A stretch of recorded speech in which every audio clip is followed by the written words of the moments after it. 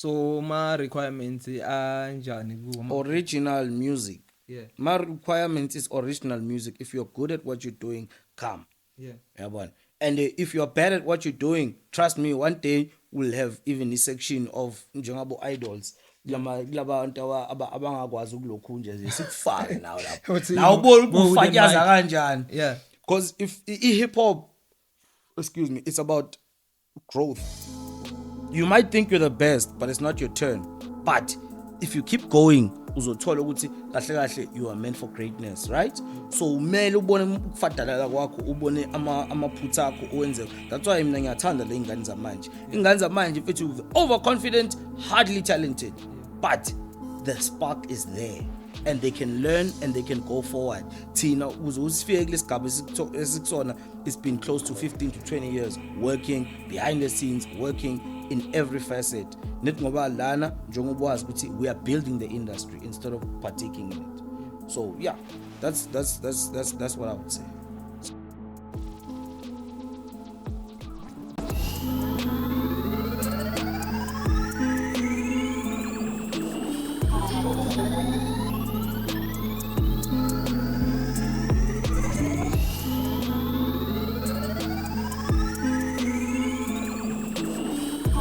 The Music Convo with Prince Vilakazi.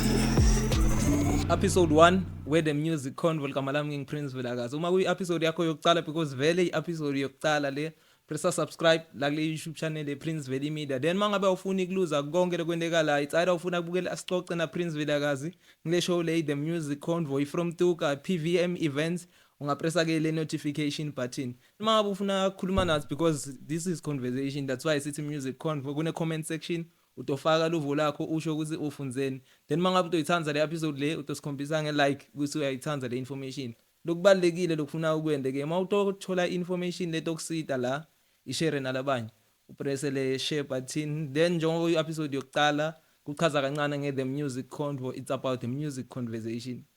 Siyafunza asidlali music la, but sithe kutofunza nge-music. Sitoletha abantu ngokuhlukahlukana kwabo, especially laba tokhulisa ama-artist. Then mangabe awukho ku-music industry but ul fan, utofunza nge-music. Bantu laba toletha ama-platform nema-opportunities ku-music. So la sikhona khona today ngilenye indzawo ke leletha ama-opportunities kuma-artist alakhaya ke. Mina ngokuhlala ngihlala eBarberton, mawulibita nge-slang se-Beat Town, but today sise BombCity. So sinadokotela la, futhi akusidokotela ngile material le basiliphilisa. So sina PillzTitan, sibe naye ku asixoxe na Prince Vilakazi. Mangabe ufuna kwathi ngaye ukuthi ukhulele nemvelaphi yakhe, le link lotoyithola yokucala la itokulenzela umlando wakhe. But today sitokhuluma ngaye ku music. Mfowethu angikwamukele ku music convo njani? What's up man? What's up? Come on. Mfowethu angikwamukele ku asixoxe na Prince. No, phela ngithi vele wena ngithi nkinsela. Yeah. Music convo sitokhuluma nge-music chief. Yeah. So ku asixoxe na Prince Vilakazi bebakwathi silanzene emlando wakho. Yeah. Ngala ku the music convo ngibani PillzTitan ku music and wendani na ku BombCity Sound? Mina as PillzTitan ngumuntu okhanda ibeat, ngumuntu ocreate ama artists. Basically I'm a digital audio workstation engineer. Abangakwazi ngiya recorder, ngiya mixa, ngiya masterisha, plus also ne artist development. Uyabona, siya coacha, siyalungisa ke wherever there's a problem. That's what I fit in, and I publish and all those things. Then sitela ku BombCity uwendani ku BombCity Sound, yini role yakho? BombCity Soundz, I'm the founder, the creator, and the man behind the mask. Basically, BombCity is a platform for ama artists ala imbombela ukuthi ayiveze ebantwini ngendlela yokuthi ba ehloniphekile, ngoba ngesinye isikhathi mongena kuma mainstream media houses and everything bakubuza ukuthi kahle kahle ubani kodwa bangakwazi. Maye iBombCity iyenza ukuthi noma basebafuna ukukwazi sebangakwazi ukuthi bakuthole la and bathole umlando wakho. So we basically create and showcase music wala imbombela, original imbombela music. Yeah, the entire Lowveld region and Mpumalanga vele yonke. Magama ethu batale mabasetha asuke ane magama thite. Then nani ngiyacabanga kuma stage name eni nisuke nemlando lethite. Lo PillzTitan umeleni? PillzTitan umele ukuthi uthi ngiyishaye kahle ngihlaziye amaphilisi ne besazi ukuthi iyona into ekwazi ukusilekelela ukuthi siphile ne but before they were called amaphilisi they were called tablets right and then before kuba ama tablets esiwaphuzayo they were tablets of knowledge even abo Moses labantu abomaKristu bayazi ukuthi kwabhalwa ama 10 commandments kuma tablets and then thina sesiyisa ekudeni kakhulu kuma Sumerian uyabona so PillzTitan is a person who is basically a giver of knowledge and the Titan uyambazi before legama uGod there were titans in the Greek mythology the Greek mythology is also African mythology so ama Greek masesiwafundisa sabatshela ukuthi kunabo uNkulunkulu bese kuba nomkhulu wamkhulu uyanderstand so umkhulu waNkulunkulu is a titan the ones that started everything before it was what it is now so usiphilisa ngale knowledge that's it iBombCity boso explainile sibe nema challenges because iya return anya iBombCity of course beyibalekile from la YouTube then nathi siyabuya siya return sita kutokuvakashela ngwapi ma challenges le nibukene nawo kuBombCity Sound itholakale iYouTube seyinval no what happened was kuBombCity ne njengoba ngisho ukuthi nginika umuntu iplatform ngiexpect ukuthi kube umculo wangapha so amantwana wona blind and I speed but the problem ukuthi ama beat bawathola overseas ne and mina as a curator umuntu okwazi ukuthi ngiphehla indaba mina ngisuka ngicanga ukuthi le ngoma le beat yakhe ingeyakhe or usuyikhokhele le artist kuzokuthi athola ama publishing nama rights ayo kanti kusuka kanjalo uyabona ngoba mina as iBombCity we work against the normal media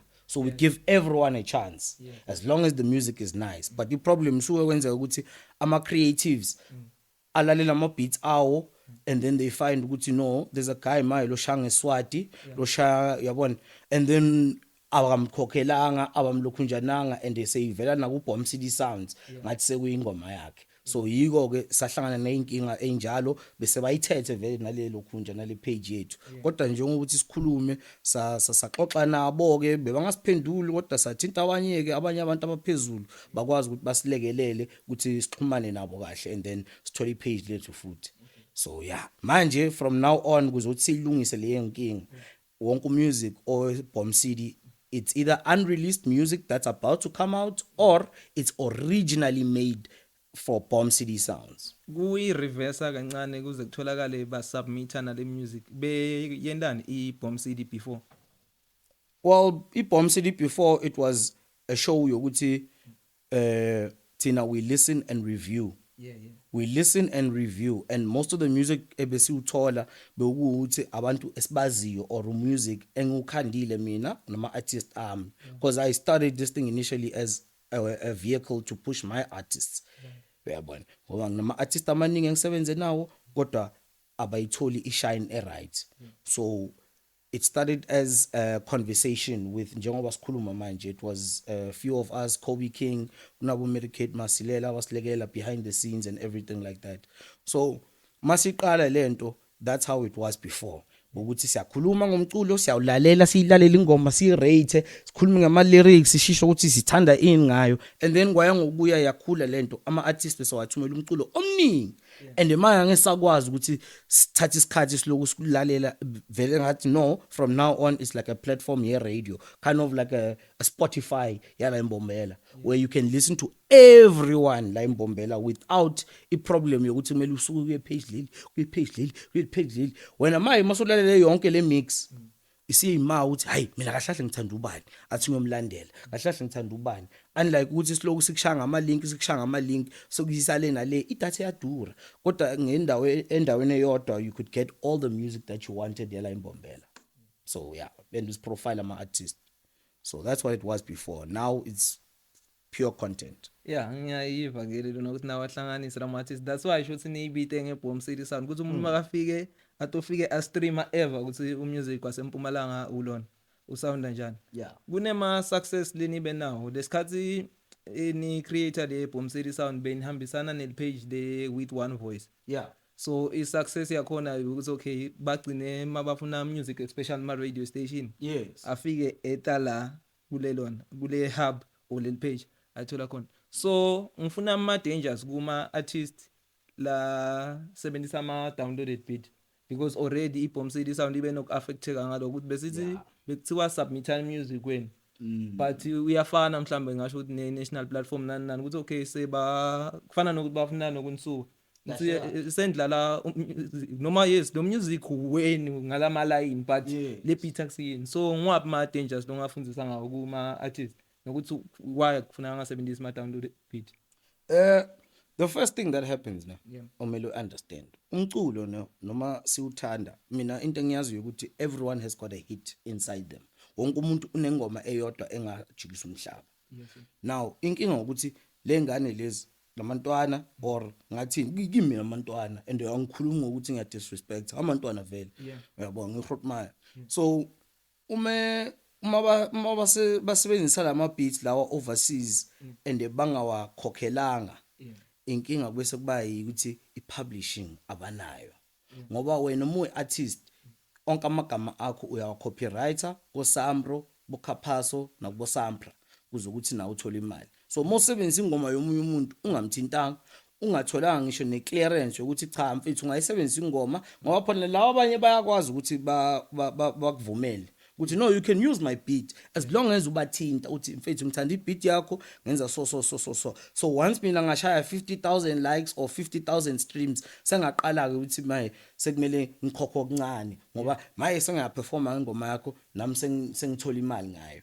But abaningi bavele ba download ibeats bayitshela ukuthi umuntu angeke azi kanti phela maye akusase abantu abacwaningayo internet it's ilokho nje ama AI who are checking and they are able to find even if you change the beat kancane slightly noma uyispeeda noma uyimixa phezulu uyokuthola usoyinkingeni ke zama lawyer and ungakwazi nokuthi wena uyoqala phi lawyer ngoba ne legal aid angeke ikulekelele when it comes to music publishing. Yabona there are only 2 or 4 great ama lawyers in music publishing la kule country lena kuphela. So la le insizwa lezo nalo sesi they do not take anything less than a company representing yabona like bringing their retainer. So muwe one wena uzolwa nabantu ungabazi bakuqumbe phansi bathathe no music wakho bathathe ne talent lakho bese nabo benza imali ngalo kodwa ubasukele yabona. So the most important thing guys must just pay. You must understand that anyone that is doing this thing must be paid. Why we artists when ufuna ukuthi uyokhokhelwa ngama raps akho kodwa ufuna ukukhokhela i beat. There's nothing for mahala and the music is an energetic thing. Uma mina ngithi ngicela kusebenza so2 asinamali. Uyabona uyaku producer ayinamali nawo namali bese nihlanganisa something ezongikhandela imali. Uyayibona instead of ukuthi uhambe kumuntu onemali ongathumela ama lawyers kuwena unganalutho wena bese uyakubulala. So iwona ama dangers abazowa face labo because in this country right now the whole world is looking at us. The whole world is looking at us and trust me you might make a song that you think is just for fun and it blow up. Next thing you are owing $50 million. Ungazi. Uyathi ngoba awukayendi leBitan uyebi asikuthi uyithengile kodwa lesikwelete lesa awusazi ukuthi siyimalini ekumele uyosibona mhla wena uthola imali kuthiwa no cha la sayarecoup noma uyejele. Then senibuyile nishintshile nyalo nibonile ukuthi okay lama mix leben wenda atonika inkinga because ngeke wathi vele akusiki ukuthi unga identify onke ama producer emhlabeni. Of course. Then inendlela lesha nyalo le nceda ngayo ama artist lesenibuye ngayo so nendani nyalo neBombCity Soundz. SiBombCity Soundz manje senza ama Beatblendz nama sessions ama instrumentals. Mawe artist uyakwazi ukuthi uze lama sessions lawa they're going to be online and they're also going to be live ukuthi ungeza at kunendawo esitholile ngale Nelspruit it's around Vintonia kodwa imininingwane yonke ngizokunika bese uyabatshela abantu mase khamba kahle kusa renovate akusalungiswa but manje there's a physical place la ukuthi ama beats ungenza uyowalalela and then for ama producer ukuthi eze wona nawo a showcase izinto zabo live in front of an audience and so bese recorder and then it's going to be on the internet also uyabona ukuthi nawe igama lakho liqhakaza waziwe and then also for ama rappers that is for producers angithi bese for ama rappers kunama BombCityCypherz ama BombCityCypherz labo ke sicela ama artist ukuthi uma uyi artist uyafika usitshengisa iskill sakho you spit you freestyle noma ungakhipha iphone uyifunde uyilokhu nje but it's a cipher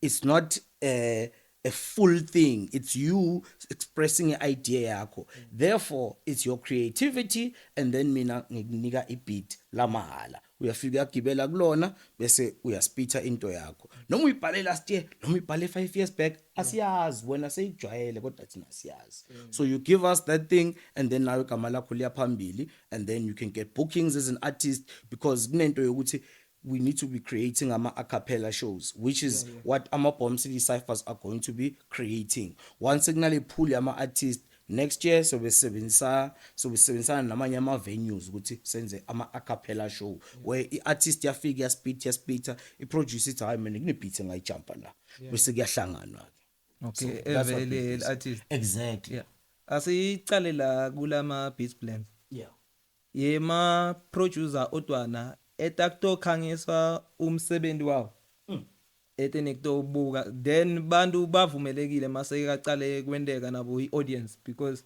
masikhuluma ngama beats sikhuluma ngama producer ivumelekile audience kumbe ma producer nema artist kwendekalana lapha kuvumeke wonke umuntu okwazi appreciate umusic wala la kunama Beatblendz abantu abezayo kuyoba abantu abangeke suthi uma sekudlalwa ibeat kuthiwa hayi akudlalela ipiano or hayi akudlale in wena you are fundisa abantu ukuthi baqaphe bakwazi ukuthi babe we are basically curating because hip hop kuze ukuthi I succeed it must be curated kune hip hop le abafana abagijimayo maskini jeans ama what kune hip hop yabukasi bonduna bozulu boy bonke lapho bo man remix isigila you understand so Tina, what we're doing is we are bringing people who are creatives nabantu ama fans kuze ukuthi babone who the next star is going to be I understand so lapha kulama event kuyoza abantu aba more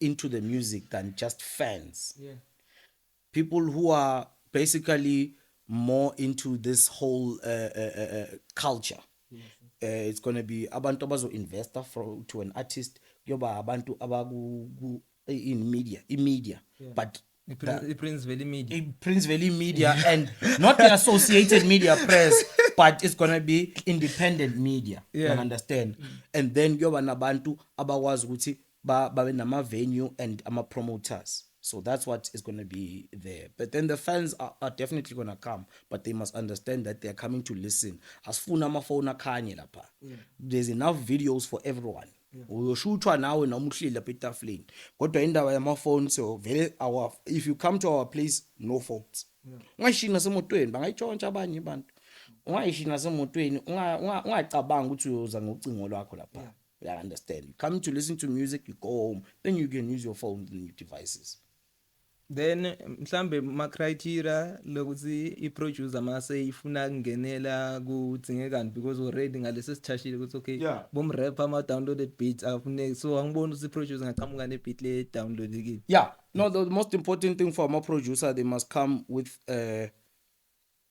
what can I say if they have a problem because angithi abanye abaningi their beats always sound nice on their own laptops right so it's like hey mntana mangidlala kule laptop yami ngenyiwa mara mangidlala lana ngathi fadalele so if they are really serious about coming with their laptops and everything then they must come through early set up and find out what's going on ukuthi is their laptop going to be able to function because angeke sifuna ukuthi sesitop ievent sesizama ukufaka iApple Mac seyifuna izinto eziningi esinganazo lapha onkusi yami so if kunaloko ke you can bring your beats early and then I can help curate them so that we can normalize. They know what I mean, mangithi normalize, so that the set will work perfectly for them. I can use it their own laptop, bese I export lento kube into right. Yabo. So that's the big criteria. Yeah. Then lama beat ayathengiswa because ngingafika ngimrapper lapha ngive ukuthi okay kune beat lemnanzi la. The whole point of it is for that. It's a beat market, right? Now, a beat market, it's not something you can just name beat market. It's like stock exchange. Azange savele saqhamuka. Stock exchange saqala la eBarberton, kodwa azange kumane kuqala ukuthiwa i-stock exchange sase-South Africa. Kwaqala kwathiwani kusemamayini.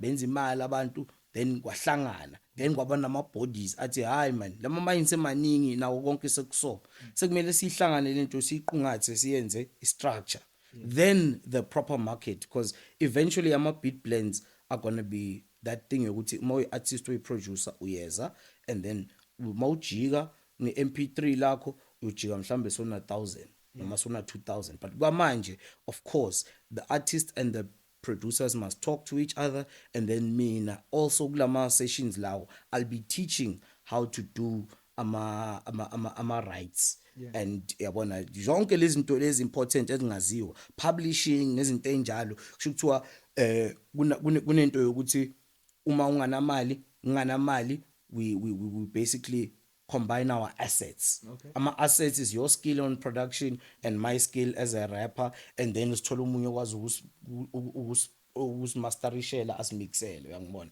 and then we use it that way, but mele konke kube ibhalwe phansi, and then zama nokuthi ungene ngabo Samru nabo Kaphaso nazo zonke lezi zinto enjalo. So basically it's more of a workshop, but it's more of a party than a workshop. Party yama beat. That's then i-genre i-hip hop la kulama style khona la dzingeka kumbe nedi konke lokufula under i-hip hop. Right now ne, so qala ngayo hip hop. So qala nge-hip hop ngoba iyona into esidinga ukuthi si-cultivate la kuzothi basibone ukuthi serious angithi. So qala nge-hip hop, siqala ngesigila. I-hip hop vele ile esingisi nami ngishayayo bese kunesigila, kunabo Man Remax, kunabo Nduna, kunabo Gejasi, kunabo bani leyansizwa leyo bo Hebza Mabza, insizwe enkulu. So isigila is Swazi music angithi, Swazi rap. So in all its forms, embrace isgilas, embrace hip hop, and trap, drill, konke lokho siyakuvuma. And then ngokuya sesiyovulela ama DJ nama piano nento enjalo. But right now it's about producers, because I see ukuthi umhlaba wonke uthanda u DJ, kodwa DJ most of them don't make anything. So Tina, we want to give the spotlight to the people. It's the era of the producer. You understand? So yeah, you need to sebenza kanje. Then send producile manje now ama beat akhona sesifuna rap asifike la kule cypher.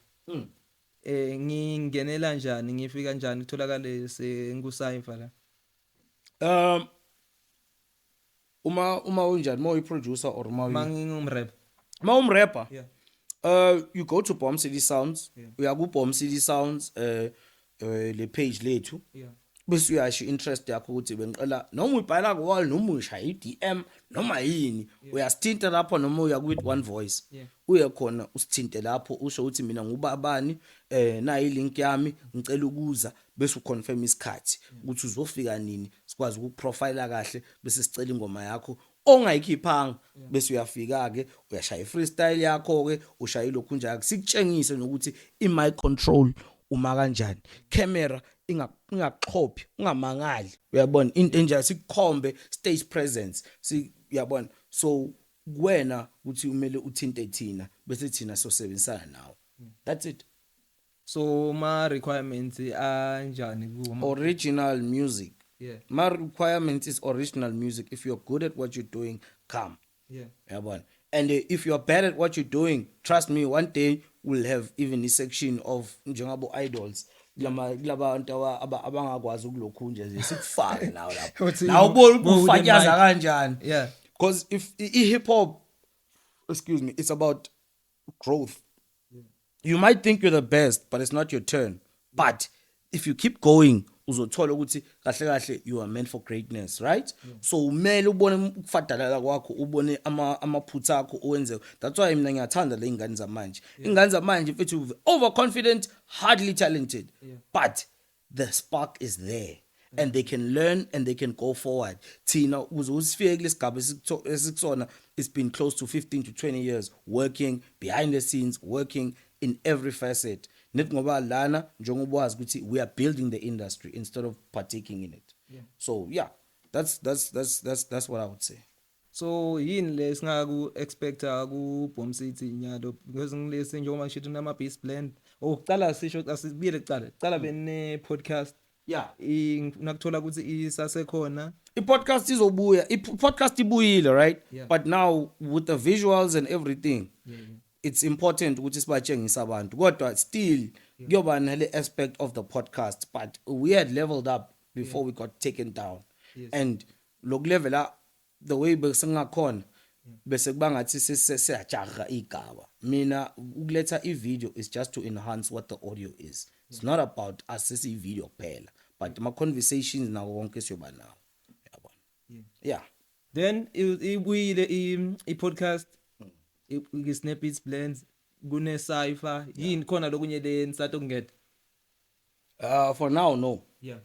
What it's just gonna be the live events right now. Just live events, yabona. So besibambisene nabo Kuskaku nabo Prince Valley.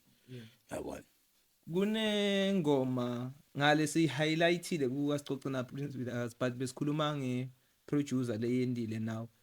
This song ifana ne Prophecy. Singayibekisa njalo ukuthi kube ne prophet. Kuyakhanya. Akuna flash. Load shedding. Manje senza njani siyayistopa until ibuya noma Sibuyile. Goje besibambe ngilendo kathi bathi yini load short loading short yini short. Load shedding suka ku music. Sisuka ku music convo saya ku load shedding convo ngiko senisibona la ngaphandle solo sina PillzTitan music convo na Prince Vilakazi. Mangabe ungena la kule load shedding na ungapressa subscribe then upresse like kuze mhlambe ayithanze load shedding ngiko kufuna siyovota kahle. Besa sichubeke la kule conversation because le ngeke isincede. Bengikhuluma ngengoma lesakhuluma ngayo ngale ku BombCity Soundz ukuthi sakhuluma ngeproducer at that time. Kune Prophecy le ya prophet wangile ngoma le yami. I splitteke kayi2 ola malina splitteke kayi2. Part 1 ukhuluma ngasithi mhlambe ngemedia industry or iradio ukuthi ayidlala ichazalayo ku supporta ma artist alasifundeni sethu salampumalanga. Then part 2 kuwova wami ukhuluma ngalama artists ukuthi nawo akekele ku complainer akadlale inzima yawo the artist. So ngifuna sikhulume ma advantage nema disadvantage le Prophecy le ngikhuluma ngayo ngoba khona lokwendekile khona lokungendeki. Ngoba bathi in devil's advocate ngifuna ukukhulumela li side le radio. Then udokhulumela li side le music ngoba ul artist. Ma radio sinangakho sina 4 ma tinhlobo tema radio lesinathi ndo explain us ne radio online. Then sine community radio, sine regional which is ye province. Says ne national. Then still keep la 2 la ngase it's online ne regional. Then still sala ne community radio ne national. Then what inspired that song be khulumangan because kule number 1 ukhuluma nge radio nationally ku verse tokuqala then verse 2 ubonga ye community. Oh, at the time ngikathi ngishaya lela culo leliya bengilishaya ngoba bese ngikhathele ukuthi thina sihambe siyoncenga ku national radio station that is supposed to be a regional spokesperson for us. So ngabona kule national station le yala ekhaya ukuthi ayisichasi ayinandaba nathi futhi ayifuni nokusazi.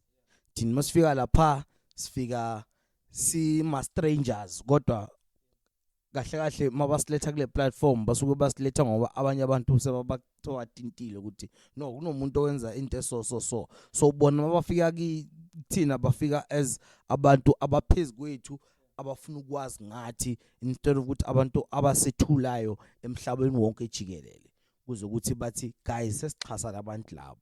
Then laba natiko o laba batshelile babanika ihint bantu bangaphandle.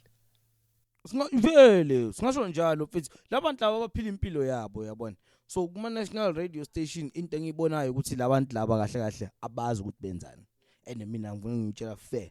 Mhlambe wena uyakwazi ukuthi uyibeke kahle ngo-ice cream kodwa mina ngitshela kahle njengotshwala ukuthi lento lena iyabheda labantu abazi lutho abayenzayo ne most labantu akumele benze ama current affairs ibona baphethe ama music station ama music shows most labantu abaphethe ama music shows ibona bokumele baphathe ama live lokhunje. So at the end of the day angi-understand ukuthi nalokhu current affairs yakhona akusi current affairs bavele bathatha indaba la somewhere bese bayikhuluma bayidingide. So mina umculo wethu ngala eMpumalanga abawunaki bafuna ukuthi lento isihambe mhlambe iqhamuke ku national radio station le eqhakazile yakubogoli kuze ukuthi bona bese bazi ukuthi hayi phela lo sesiyamklema ungowethu instead of ukuthi bathi baya creator njengoba bebenza kudala bakwenziwa lokho. Yabona angifuni ukubala abantu abaningi kodwa abo DJ abo Sidunkero nabo bani benziwa yini ilama national radio station okumele ngabe bewa supporta everyone else. They supported a DJ and the DJ was the biggest in the country at the point, right? But they could not support artists and make them big. Kodwa ibona bane platform. So the first verse was about leyo nkinga leyo ukuthi thina kumele sihambe sofika sokhokhoba lapha ngathi basitenzile ifezo kodwa abantu izinto abayenzayo bona uma bahleli makibo balalela umculo wangaphesheya o balalela ezinye izinto ezingahlangani nomculo wangapha. Azingene kule verse lokucala because ngila ngithe ngifuna dlala devil advocate. So isplitter kayithi ngifuna ukukhuluma ngani le nenda I popular music asibeke straight ku hip hop. Ngifuna siyende som kule hip hop. Ngifuna sikhulume ngeSiswati then sengifuna sikhulume ngani le nenda iEnglish. Yeah. Uma ngisakhula lokuthi yes ngivumelana nani nokuthi okay abanaki but ngifuna kuyiveta ukuthi anake ingayiphi indlela then ngifuna uchazela ama artists le ngifuna kwabuda. Uma ubuka la South Africa sikhulume ngeKwaito sikhulume nange Venek.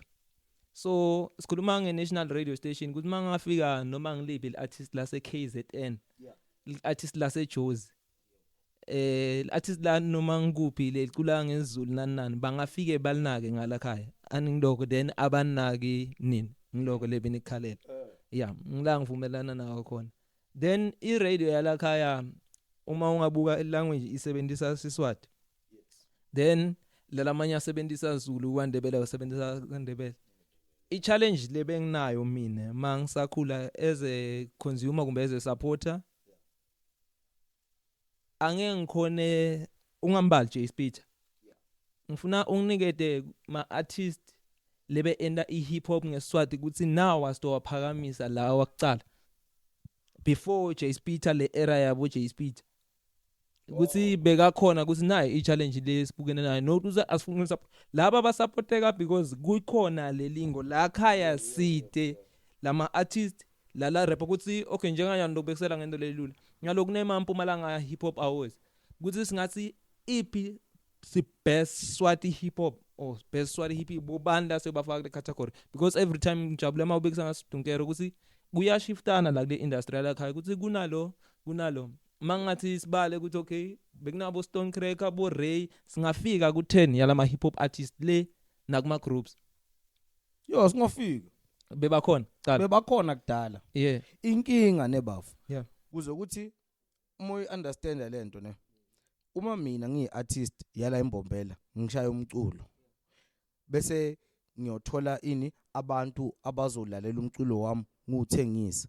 The most important thing is for me to get a platform from i-radio station yala ekhaya kuze ukuthi nami ngikwazi ukuthi ngibhukhwe even more so that ngizokwazi ukuthi ngithenge instrumental right for ingoma yami elandelayo ngikwazi ukuthi ngiqashe abantu abazongidrivela abantu abazongipublishela abantu abazongenzela yonke into ukuthi nami ngihambe ngibe yiartist. So into ukuthi inkinga yala ekhaya ukuthi they want ready made artists, they don't want to develop. And uma we develop i-artist as a person from Embombela unalo iqhaza neplatform bokumele kube yibona bomsakazi bathi cha labasakazi laba abakhulu uma bebayazi into abayenzayo bafika station ukuthi guys thina senza ama event kunabo birthday party kunabo 11 kunabo in why isiluku silanda abantu basegoli ukuze ukuthi baqhakazisa indawo yethu kahle kahle lokho akwenzi sense. Why singa develop lamantwana lawo siwa develop so that uma simthatha ngoJanuary maseshaya iparty yango December lo muntu lona sesimcultivateile so iartist so yakwazi nokuthi so vele kube naleyo nto ukuthi kunabanye abavilaphayo kodwa bane talent, but if bebathethe lelo qhaza leyo ukuthi badlale leyo ndima it would have worked out. Then kulala phumelele ona akhone kuphumelela njani ngoba ngileno ngisho ukuthi mina ngikhala ukuthi uyabona njengabonduna ngibathi emuva nyalo asisho ukuthi okay se internet inemandla nabo recala nje mina that's why ngise before i-era ya J Speed le bebase top bengathi native squad na Stone Cracker then labo la abancane yeah I mean I'm not gonna lie abo native squad nabo lokhu nje mina bengana ndaba nabo. These guys just got famous because they were the first product of Kwala Kwala FM. The reason why Native Squad became what they were was because Kwala Kwala labathatha labafaka ekhwapheni labenza ama-star lama outlawa bekwazi ukuthwara benze zonke izinto and then babona ukuthi no these guys are now too successful for ikwala kwala and now bese bazenzela ama show. So at the end of the day kunalento yomona yabona abanayo labantu. If you are working at a radio station you're supposed to be there to help cultivate and curate our talent. Give us the news usinike yonke into right usitshele indaba zasendaweni yethu kodwa i-Native Squad uba successful babo kwenze abantu bangabazi ukuthi masinga support artist enye nayo uyowenza the same thing ukuthi nayo ibisinkulu asikwazi kuyilawula kanti uma ulekelela umuntu creator that person will always speak to you and speak your benefits and unhalalisele kuwo wonke umuntu kodwa bona ngoba kunale attitude yokuthi ngiyangimenzile lo ngamdestroy bayenza Native Squad. Mina I was not a Native Squad fan but I was a Native Squad appreciator. I loved what they did. I did everything in my powers ukuthi uma benza something sizama ukufika lapha sesemantwana uyabona but ukuthi music wabo at the time it was still lacking uyabona but guess what bona yibona abaphemba indlela for everyone else to do what they're doing right now. Sibone bona sathi hayi cha nathi singayenza lento kodwa zange sihlale phansi sisebenzile sayenza. So ikwala kwala was supposed to take those kind of approach to help us as young guys coming up but they didn't do that uyabona. So yona lento enkhuluma ngayo ukuthi it works but when it works they are scared of what the monster that they create that they can't control it yet they're not supposed to, they're supposed to help it so that nabo basha imali ngama concerts. Then nine ngiphi inzima yenu leni idlalako as ma artist kunceda lama radio station lawa ngilo khuluma ukuthi ngikhuluma ngani o sekele sima radio station o laba sakati laba phusha le culture yenu because baba khona basakati laba phusha le culture yenu but yeah I'm happy ukuthi ubekise ngokuthi okay I radio mayibona ukuthi develop artist ibese ifuna kulwisa sibonelo lo sibekisile but same nani kulama artists ngize ngibude ukuthi yini leni kwendako mangabe ngibita wena today ngikunika interview eradioweni nginokuthi mhlambe le artist lakini likujabulele lelinye lise prince interview abangani baka ngini lele ngibona ngathi niya destroy so ikhona inzima leni idlalako nine ukuthi ni sustain lama radio station lawo ukuthi akhone kuninceda. Mina we tried sazama ukusebenzisana nabo kodwa basibona ngathi siyabancenga, you understand, ngathi siyabashela. So That's why kwa create BombCity Soundz kuze ukuthi singasabancengi babone nayo ukuthi indima yabo abangayidlali iyenziwa abanye. Uyabona? So the thing that we can do is we benefit them by being the perfect example. These people don't play music. These people play playlists. These playlists are not generated in Bombela. These playlists are not even generated in South Africa. They are generated overseas, and then other people can come and play with them.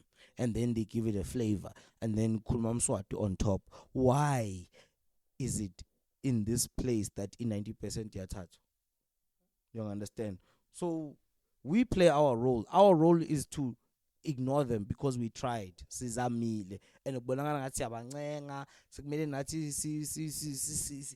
sibakhulumisa ngathi abantu abakhulu leadership or whatever. No, sizamile. Uyabona?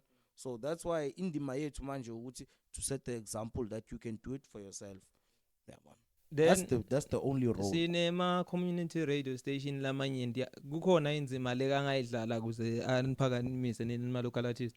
Ama radio station that are local ake ayidlala indima yawo. Ake Phelile manje. Yeah. Phele konke manje. Ama radio station ubonaka when 90% was brought into lokunja into our country. Yeah. Ama local radio stations were the ones doing it before. Okay. They were doing it 6 to 5 years, 10 years before. And then that's why my local artists bewazama kupusha batholela uma gigs, even though it's not national. Mara kaslonke bebalitour. Onke ama Matsulu, mawi artist yala na sport ungaye Matsulu, ungaye Sipsop, ungaya noma nguphi. Uyabona? Nas, you could go and perform there and abantu bayokreceive noma bangakwazi ngoba bakuzwanga ku national radio, but because sebakubonile and ukhona bayaphuza bayakenjoy because why wenza isicu sala. So that's what happened. Uyabona? Yeah. Then ukhulume ngokuthi okay asenekele complain kuma artist ngoba angeke nincede nicale into tenu. Kunema event lamaningi lendekako nyalo la Mbombela lendiwa ama artist. Ngakubalela especially okay singabekisa from ku art yonke kunabo Tamtambe into poetry kunabo menzi bende poetry besiye ku event ye jam session yabo Clement mhla ka 5 kune event ekhanya kwe Africa November kune event lelethwa Bukidi Boni ma artists wabonile e-TV so lento lebuyikhuluma ukuthi nyalo ningabhizi nincenga mhlambe bantu niqalele kuyendeka. Yeah. But it's what I was saying vele njengoba ushoot the prophecy, it was showing the fact ukuthi noma usempumalanga unganayo i-mainstream media, you can be the mainstream media, right? So that's why even I'm not gonna even lie, when it comes to ama events and everything, that's why we've had so many Metro FM awards here. They know ukuthi ina sport mayitheleka, imbombela mayitheleka. Yanyuwa, it's an amazing event. Yafiwa nje, kumnandi. But because these things are not curated, then it always falls to other people from somewhere else to do it. So manje abantu bayayifunda lento. Ukuthi mele bazenzele njengoba nathi sizenzela and everything yabona. So that's why ngisho ukuthi it's gonna go forward. Umntwana mele akwazi ukukhasa before ahamba ngenyawo. So iyaqala lento. Isiqalo lesi. Then ni kusustain kanjani ungacala ngala kulama platform la kufuna unservice tobuya kulele intendela individual because kufana okay simple thing South Africa bese record lesihleli kahle lapha asika expect lutho kwacima gesi sekukithi thina ma South African kuthi sibone kuthi senda njani sinalama platform le kufuna nidone unserve nani kunenzima leni funa nidlale so ngibuta lokho ukuthi okay nikusustain kanjani lokho angeke ngikhulumele ngabanye kodwa mina ngikhulumela mina nabantu abami ne. The only way to sustain something is to always be vigilant and understanding ukuthi kumele uhlezi upractice uhlezi lento lena it's a calling. Mawuyenza umculo and you don't see that it's a calling, then it's fine. Ungatufuna ukwenza imali. And the mali, trust me, even if you were to wait 10 years, ubuzoyenza the same amount of cash. Yabona. So that's why we sustain ourselves because we create an environment la ukuthi siloku siyaqhuqhuzelana, and noma kufika imali noma ingafiki, it will not stop us. Yabona. So ama-artist amaningi ubuvila babo kwabo. That's why they want to get signed. Artist eningi ngifuna ukusayina kanjani 2023. Yabona. So mina labo bantu angisabakhulumisa. Mina ngikhulumisa abantu abazakhayo ngaloku abanako noma banganamali, kodwa iskill isikhona. We exploit the skill just like igold. Igold alisithengisi. Lithathwa yithina, sibone silikale, silungise, silipolishe, silimelte bese silithengisa. That's it. Yabona. Then umculo wala Mbombela ubonaphi in asithi 5 years time from now? We're going to be dominating everything. We're going to be dominating everything. Costa Chich died so that we can live. He was the first artist walana who was able to be signed by Akon. Imagine that. Skipping all those steps, you can't. Then Twana Lena iqale yazenza. Ya believer in himself. Of course, beyaphuma endaweni right ekhaya bengahlushekwa. Kodwa they could have bought a PlayStation, they could have bought whatever. Umfana invest ku craft yakhe. Wazenza, wayikhanda, and then wakhona ukuzi-exploiter. Once you exploit yourself in your fullest capacity, no one can stop you. But if you are exploited by people in your fullest capacity, you will never make it over. So umculo walana ne industry yalana, it's going to be self-made and it's going to be self-created, and that's why it will be self-sustained. Instead of ukuthi sidinga ama-investor, senza lento singana ama-investor, siyazi-investela. So guess what? We're going to be running things. Then again njengoba sesivala lana, mabafuna kuta ku Beatblendz, mabafuna kulandzela iBombCity, mabafuna kwenda ama-cypher nitholakala njani? You just go to Facebook and you type BombCity Soundz. BombCity, one word, Soundz with a Z at the end, not an S. And then you'll find us. BombCityCypherz at gmail.com to inquire, tell my email. That's our email. And then nagu YouTube. That's it. You send us a DM or whatever. Wena utholakala njani? PillzTitan at gmail.com and then tholakala at Pilani Pills Ngobo on Facebook and also on Instagram. Uphela la episode 1 where the music count welcome alami Prince Vilakazi. Ungakhohlwa kusubscribe uPrince Veli Media, then ungafaka comment yakho usho ukuthi ufundzeni yini ongafuna kusifundisa ngako. Then sizoqhubeka kanjalo ke sifuna ukukhulisa music kwala Mpumalanga, so sebenzisa le hashtag, let's hashtag loyal to MP Music, hashtag music con. Thank you. Boom.